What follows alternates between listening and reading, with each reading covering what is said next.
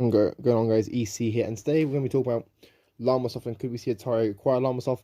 But before we get into that, guys, make sure you're subscribed if you're new to the channel, like the video, comment, all that sort of stuff.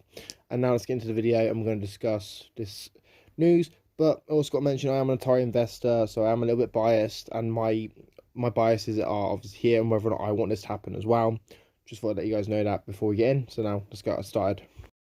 So Atari has made a name for themselves over the last year, making some major acquisitions, buying up game studios like Night Dive Studios and Night Digital Eclipse, buying up game libraries including the rights to Bubsy, Berserk, Frenzy, and DM Network Library, as well as other stuff like Atari Age.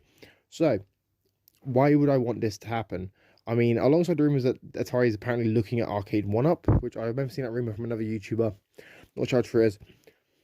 I do admit, I think adding Llamasoft to the roster of developers would be a good third pillar. Mostly because Llamasoft is known for making these sort of like more psychedelic, more like indie style games that were never really the sort of thing that publishers pick up.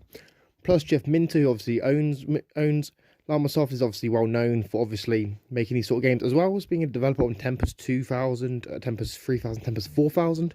And Llamasoft did make Tempest 4000 in 2018. So it's more than likely that Atari's not going to let them walk away. And I do feel like if Atari was to acquire more of their partner studios and studios that have worked on their IPs, it's probably better for the long haul, because obviously Atari doesn't really want... Atari seems to want to give everyone the ability to make games on their IPs. But to me, I feel like if they could obviously secure a few more studios to obviously make those IPs, so they can obviously get costs lower and keep it all in-house, I think that'd probably be better long-term for the brand. Because then obviously they can use those studios as brands within Atari themselves.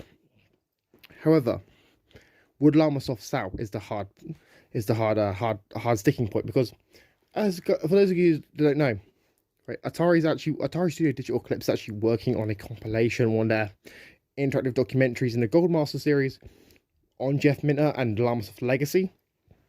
So to me, I do feel like it makes sense. It makes sense for Atari to come out and say, hey, we're buying up Llamasoft, the library that Llamasoft makes, or Llamasoft has, and obviously continue to obviously work with Llamasoft of developers to obviously grow Atari as a brand.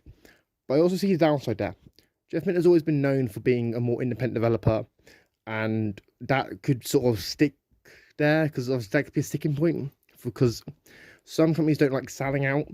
I mean, we have similar companies like Microsoft and Sony and Nintendo, where they have bought partner studios or partner publishers who were like adamant about remaining independent, but obviously times change, and maybe after all this time, maybe Jeff Minter decides he wants to obviously retire, maybe he wants to get out of the gaming. I don't think that's really likely. I don't really think Jeff Minter wants to retire yet, but I could see if Atari made an offer, it could be a stepping stone for him. He gets millions of dollars for his company, and he can then just sort of like step back, have more of a supervising role. And then eventually, maybe he walks away from the gaming industry and just retires, because he's made a lot of games. He deserves a break. Plus, as well, we could potentially see Atari do more or games based on the unreleased Chronix Moy system, because the Chronix Moy system had a game that's obviously was developed by Llamasoft. No, I think it was like Attack of the Mutant Space Camels 89, which is obviously in the Jeff Minter story collection, which Digital Eclipse is doing. However, the Chronix Moy systems, funnily enough, the chipset and the company who actually made it was called Flare. Flare was bought by Atari, who then used similar chips to make the Jaguar. And obviously, basically reuniting some of the big assets of that, and maybe we see more games from that system be re-released, because that's good. It's good to have lost media basically be preserved and whatnot, and it could also lead to more Jeff Minter games being re-released. But I also do think that it would be kind of a double-edged sword for both sides. Now, I'm not against this deal. I'm not against such a deal. I mean, if this come to a thing where obviously Wade asks the shareholders to vote, I would vote yes. I'd be in favour, because I like the idea of Atari growing their brand.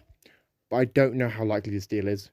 And personally, I don't think this deal is very likely, but it would be one I would like to see, because obviously Atari could obviously benefit from having a third studio who knows about making these sort of like more niche indie games that sort of appeal to this more sort of like niche audience, but also has a high history with Atari, because obviously Jeff Minter has a huge history with Atari. Llamasoft obviously worked on Tempest games. It makes sense to obviously bring him in, But yeah, guys, let me know what you think, and let me know your thoughts in the comments down below. Do you agree? Do you disagree? Let me know in the comments down below. If you're new here, subscribe, like, share, comment, turn notifications, and fly, Atari, fly. I'll see you next one. Peace.